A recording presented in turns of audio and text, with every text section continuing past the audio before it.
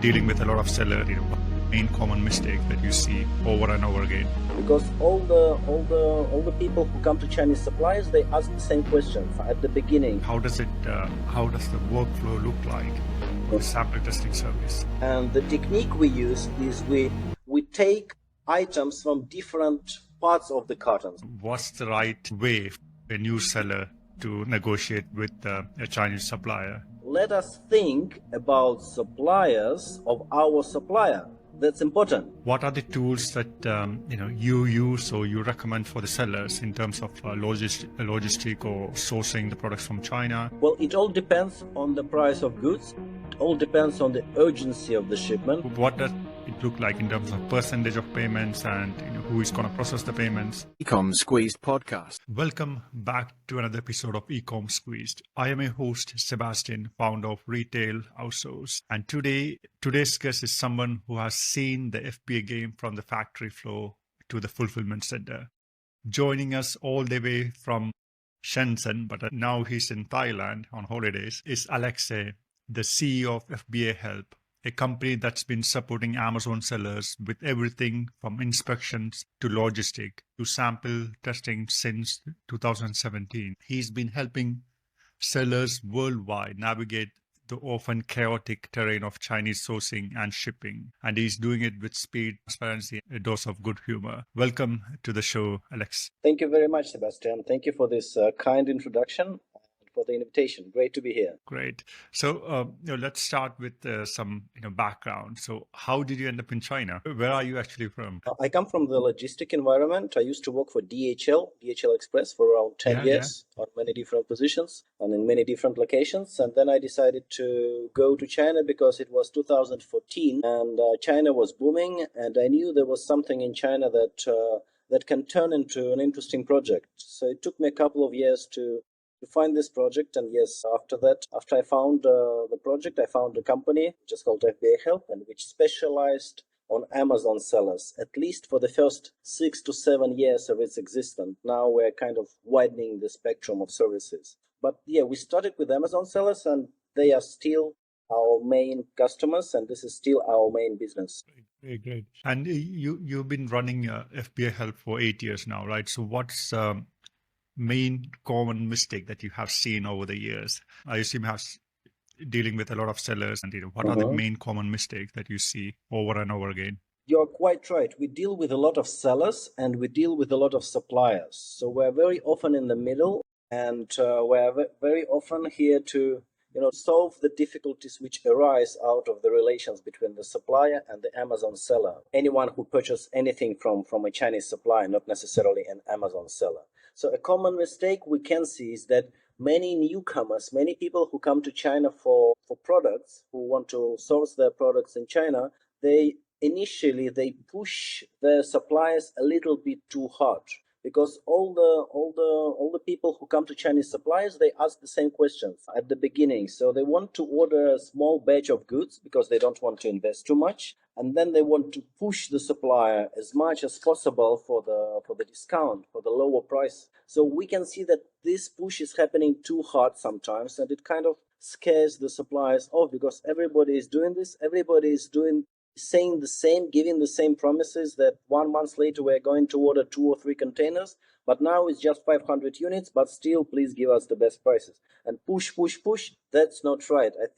We think that request for a discount should be more justified and that over-pushing a supplier is not quite a good idea. And the other mistake that we have seen is not connected to the suppliers and the sellers. It's more connected to new Amazon sellers who start the Amazon business within the last 3 to 4 years. Very often they underestimate the budget which needs to be budgeted.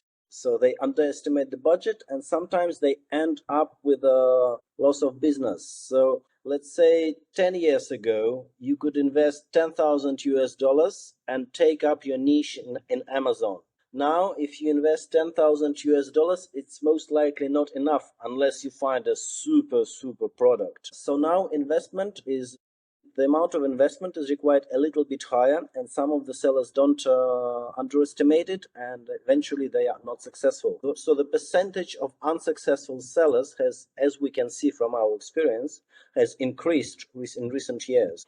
Great. And when I checked your website, and there is a sample testing service. So for the viewers, what is it, and how does the workflow look like for the sample testing service? So imagine you are looking for a supplier of certain goods. Let's say you want to sell cutlery on Amazon. So you have a list of 5 or 6 suppliers and you need samples from them. So what we can do is we can accumulate all these samples from all your suppliers and do the testing online, like I'm talking to you right now. So we get connected with the customer, we link the camera and we test together with the customer. So the customer is using me or our inspector as his hands, and he's seeing the results of the tests. So the tests are done online because we don't need to send the goods to another country, to let's say to USA or to Europe. So it saves a lot of costs on shipping the samples, and it also saves a lot of time because within China a shipment can travel within 1 or 2 days. So if you have a sample to test, you can already know tomorrow or the day after tomorrow that this supplier may be not appropriate for you, or this is your supplier. Great. And for the inspection, for example, if I'm a seller, right, I have ordered one item, one full container of item, and it's delivered, everything fine. I want to order maybe another container, right, for the same item. So should I go for inspection, or should I just take the risk? What's your opinion on that?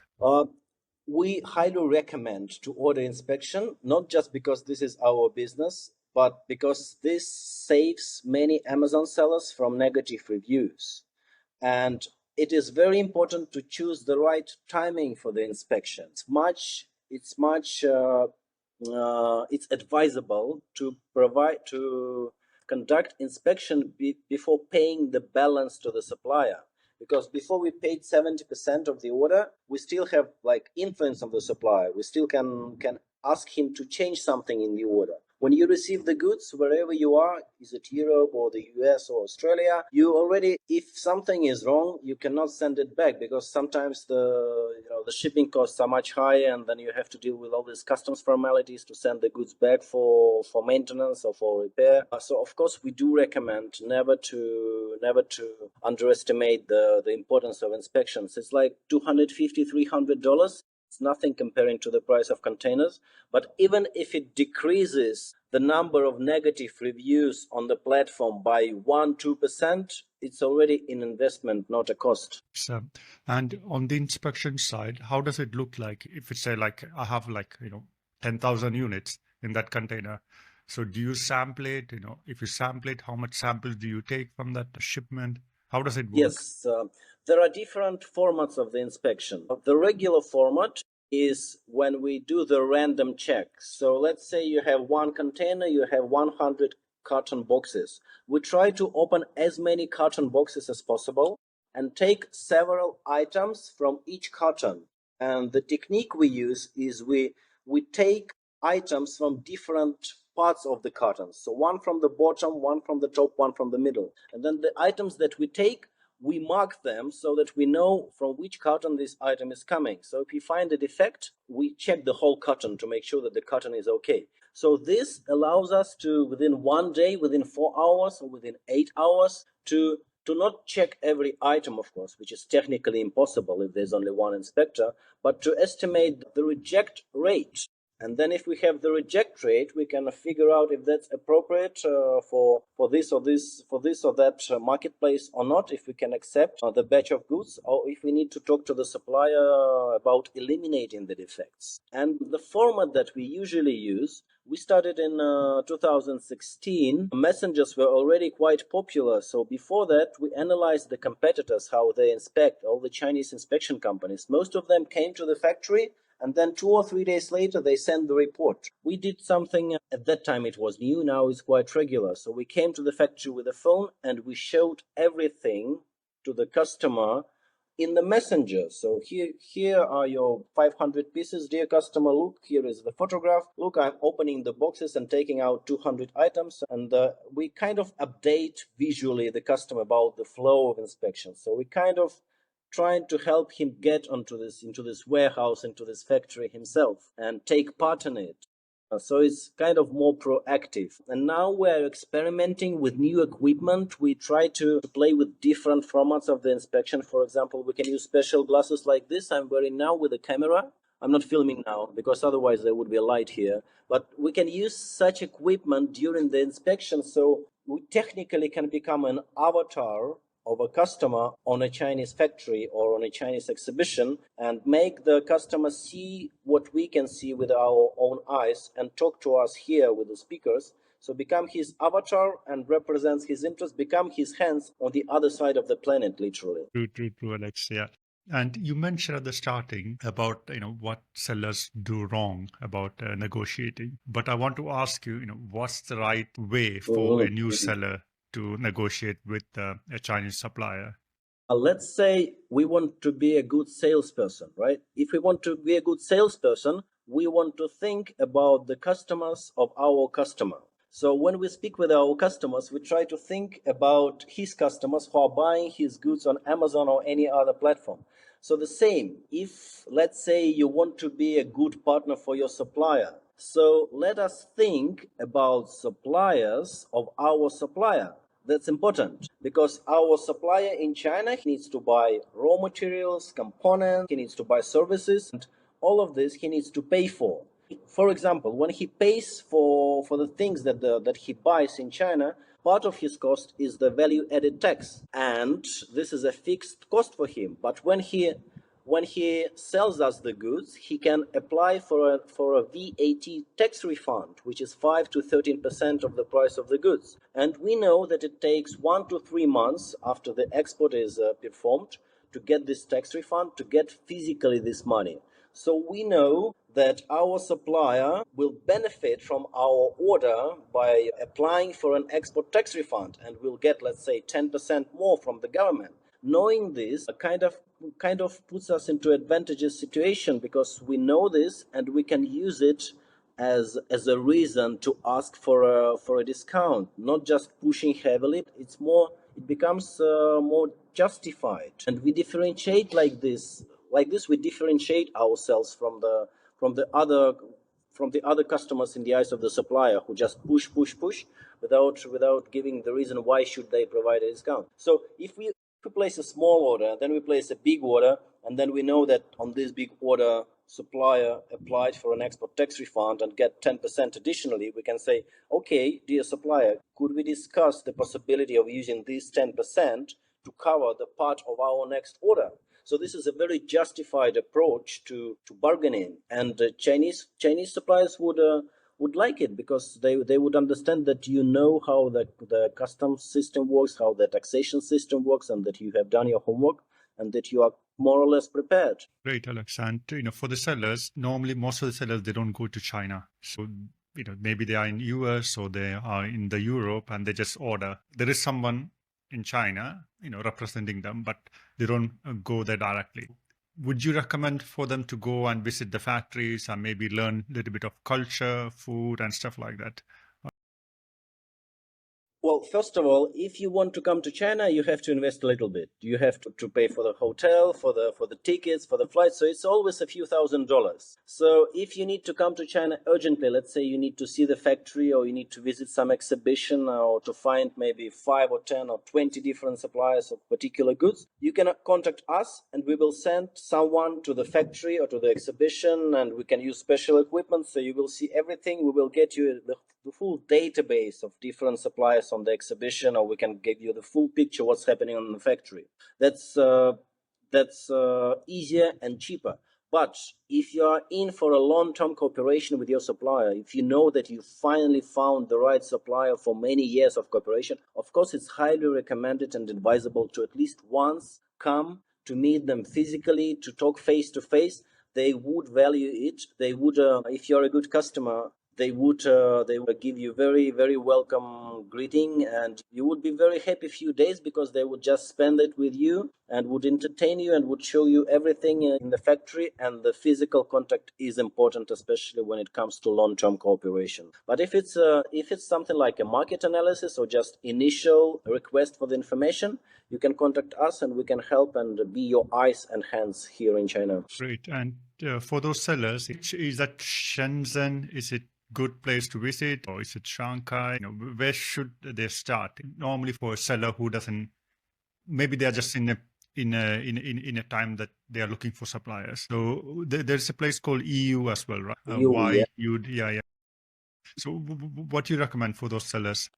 It usually depends on the type of goods that a seller is interested in, because China is like, it's divided into not just provinces, it is divided into clusters. So a cluster of manufacturers of this specific product is usually situated in one area. So every province has its speciality in the product that it produces. In the Guangdong province that you mentioned, it's Shenzhen is part of Guangdong province.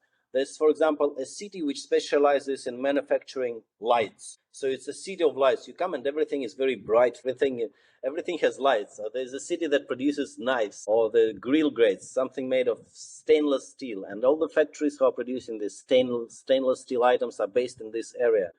Depending on the product, you need to find the area, which is quite easy to find, because even if you go on Alibaba and type in the name of your product, you will see that most of the suppliers are located in the same cities or in the same provinces, in the same areas. So thus you can figure out which areas in China cover your product and focus on these areas. But Shenzhen, if you kind of stay away from business, Shenzhen is it's the newest city in the world. And it's certainly worth visiting. And in terms of business, it's worth visiting if you are more into high-tech, electronics, again, lights, LED, LCD, different types of screens, these kind of things. Guangzhou is the capital city of the Guangdong province, more like if you are interested in clothing, bags, leather bags, belts, shoes, this is Guangzhou.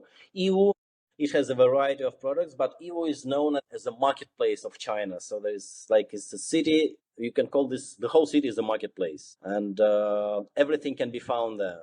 And in terms of special export terms for the exporters, Yiwu is also very favorable, because the government is favoring the export activities in Yiwu, offering special conditions, special tax conditions for the companies which are legally based there. I've been there for 4 times from 2013, I guess. So it's huge. You can spend all day over there, right? The buildings are huge. I want to ask you about the shipping cost. It have gone up again. What do you see in the next few years? Is it gonna, it's very hard to predict. I understand that, but based on your knowledge, is that good to order now? Maybe the shipping price will go up again, or is it gonna go down? What's your guess? It all started when COVID started. Because before COVID, we could quote the shipping price, and we could be sure that it's going to be valid for at least like 1 month, sometimes 2 months. But after COVID, everything started to be very unstable. So we have to quote and requote every week, because shipping costs change. They very much depend on the season, and of course it's going to go up, because everything is becoming more expensive, including the services. And as we know, because of the political environment, the more political struggles there are, the more people have to pay for it. And as we can see, that the most strategic sellers plan their supply chain avoiding the peak periods. So if we Google or if we ask ChatGPT what are the main holidays in China, he will give us 4 or 5 different dates.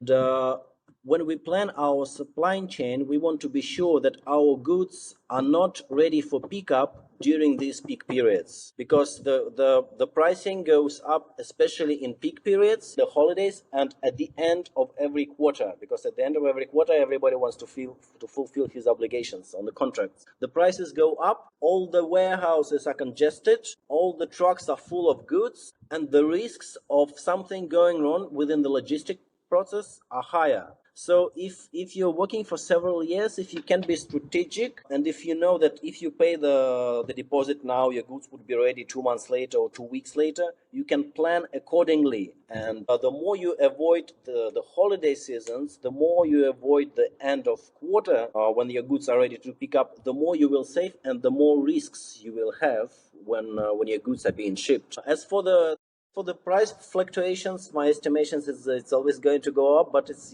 unpredictable. Even if it goes down, it goes back up again. That's the law of the last years of shipping business. Yeah, most of the, if you buy from a source from Alibaba, for example, a lot of profiles over there are not factory. So there is a guy in between there, right, who is acting for the factory, or maybe, they add some extra commission.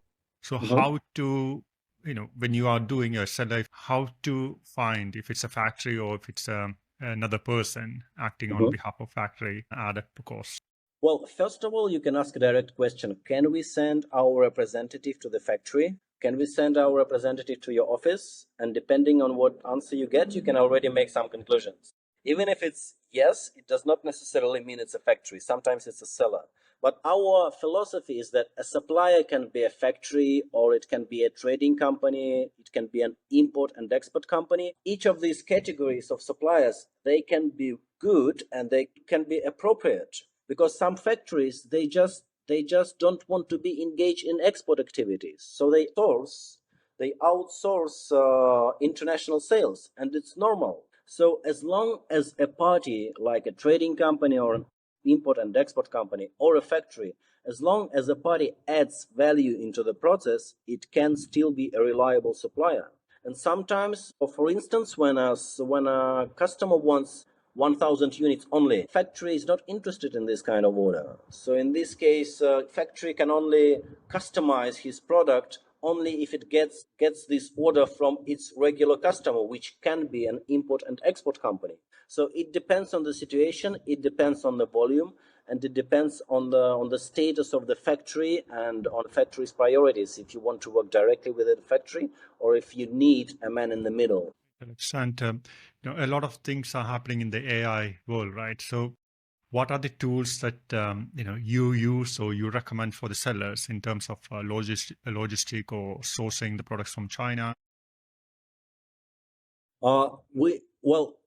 We cannot recommend a tool for sourcing and a tool for logistics, but we can definitely say that, judging by our experience, the time being, for example, if we try to use AI for sourcing, it doesn't really work.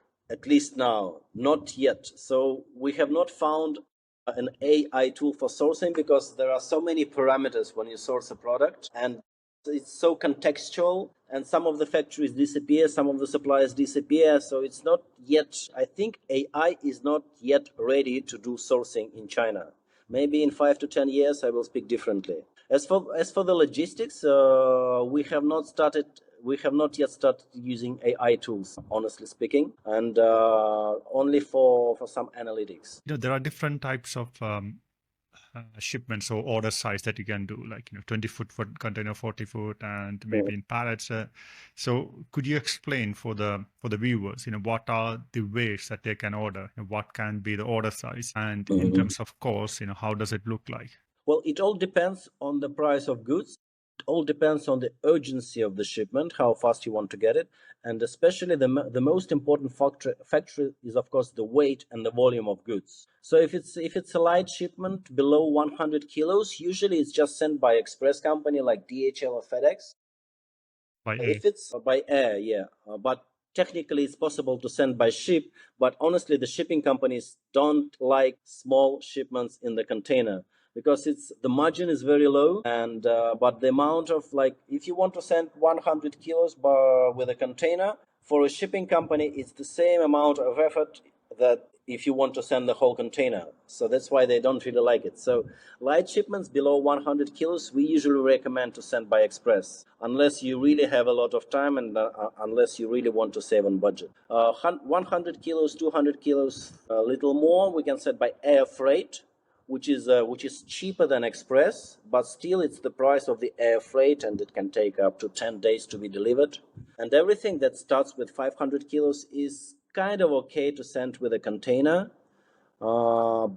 But everybody likes to have full containers of the same goods. If we speak of the suppliers or if we speak of the shipping companies, for everyone it's easier, and the cost per unit becomes much less than if you break it into smaller shipments. But of course, we understand that not everybody can start with the full containers. Great.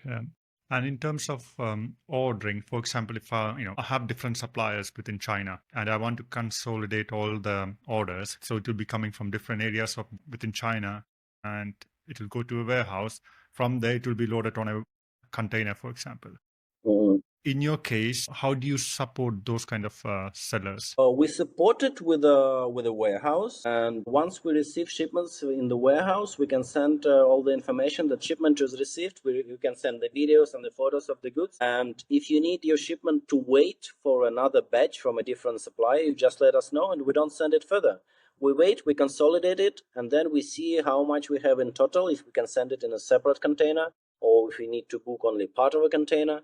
Depends on the total volume. But yes, consolidation from different suppliers is quite regular, and it makes sense if the time difference is not huge, because if like one supplier sends now, the other one sends a few weeks later, then maybe it's not worth waiting. And in terms of payments, how does it look like in terms of payment? I mean, should I pay upfront or pay afterwards? What does it look like in terms of percentage of payments, and who is going to process the payments? It's the same as in life, as people building trust with each other. If you come to any shipping company in China, 89% chance that you're going to be asked for a prepayment. But if you work for many months, if you have several shipments, later you can discuss a payment, let's say 1 week after the goods are shipped. Later you can switch into 2 weeks after the goods are shipped.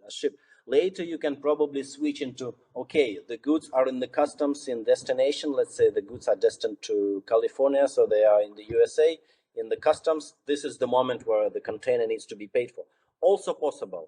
It depends on the volume, on the level of trust, and on the number of shipments, and on the experience. So usually everybody starts with prepayment, but as the volumes grow, as the trust grows, they can switch to more favorable payment schemes, because the whole supply chain industry is actually different links in the supply chain industry owe each other money. So everything is actually based on owning each other money and paying the debts, not paying upfront. True. And Amazon is quite strict with certifications and the quality of the product, right? Amazon does ask sellers to prove that if it complies with certain regulation, depending on the country that the seller is from. So in terms of compliance, how do you deal with the compliance issue for, if a seller say, I'm selling an electronic item, I need a specific certificate in order to sell that on Amazon. So how do you deal with those kind of suppliers? Do you Okay, please go ahead. In most cases, the sellers get their certifications in destination countries. What we can help with is sometimes certification in order for the certificate to be issued, sometimes it needs some laboratory testing, and we can do it in China and come out with the results. So this is one of the ways we can help with that. But according to our experience, like most of the certification issues are solved by the customers in destination countries, because it's not only Amazon. It can be a requirement from the government, from the customs authorities, so the goods cannot be custom cleared unless they are certified, and then the samples need to be sent to the laboratory in destination country. If samples can be tested here in China, we get a request, we can cooperate with the laboratory. We don't have our own laboratory because it's not our specialty, but still we can outsource it. And in terms of the fees, for example, your fees, is that a percentage or is that a fixed fees?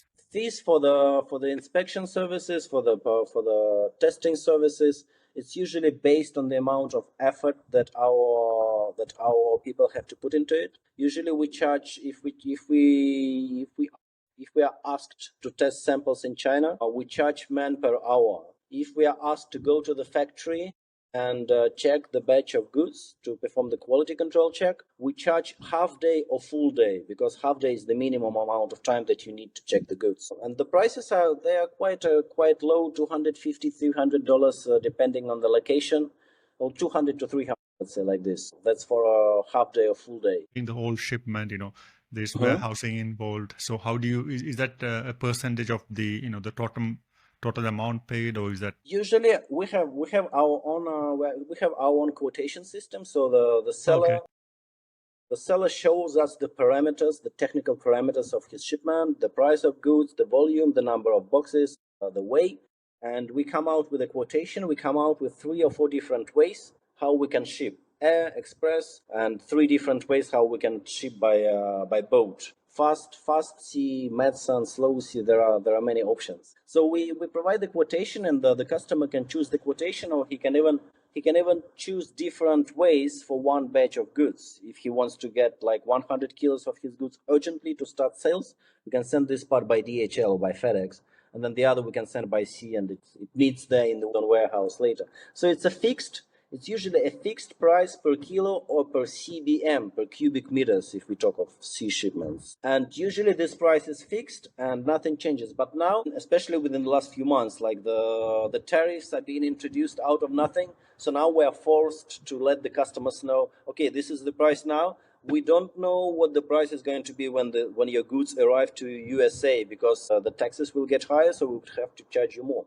But everybody seems to be understanding quite well the situation and quite accepting. Yeah, yeah. You mentioned about tariff, right? So it's kind of a nightmare. What happens when tomorrow Trump will come and say, oh, 100%, 200%. We don't know what's happening. And for FBAHELP, your company, will they support sourcing from different countries like Vietnam or from Mexico, from India, in any of those countries? Yes, we are working with these countries. We already have our inspectors in these countries, so we can already go to the factory and check the goods. We do sourcing, but now it's like on the experimental level, because many of our customers, they ask us to to help to differentiate the supply chain.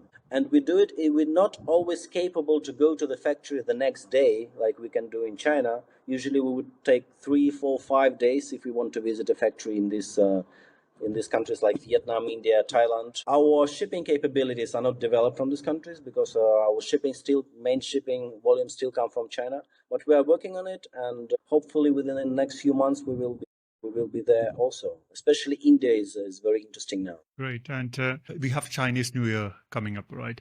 So should sellers start ordering now? What's the best month in terms of ordering before the Chinese New Year? It all depends on the lead time. So when a seller gets a quotation from a supplier, one of the important lines is the lead time. Usually a supplier asks for a 30% deposit, and then when the goods are ready, he asks for the rest of the 70% balance payment. So if the lead time is, let's say, 2 months from now or 3 months from now, and we understand that the goods will be ready when the Chinese New Year will start, this is probably the wrong time. But if the lead time is shorter, so for us, the most convenient, for every seller, the most convenient time to have the goods ready, if we talk about Chinese New Year, is at least 1 month before the New Year, or maybe 3 weeks. Because if it's prepared 2 weeks before the New Year or the last days of the year, it's going to be more expensive, it's going to be more risky. And if something happens, the thing with Chinese suppliers, all the bosses, all the business owners, they leave 2 or 3 weeks before this holiday starts, because they want to go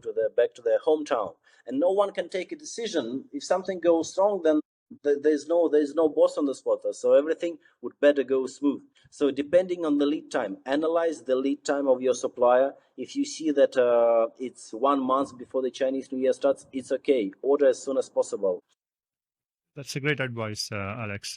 And my last question will be, for the sellers, situated in the US or UK or Europe, what will be your advice in terms of sourcing? If you want to give one advice, what will be that? In terms of sourcing, Yes.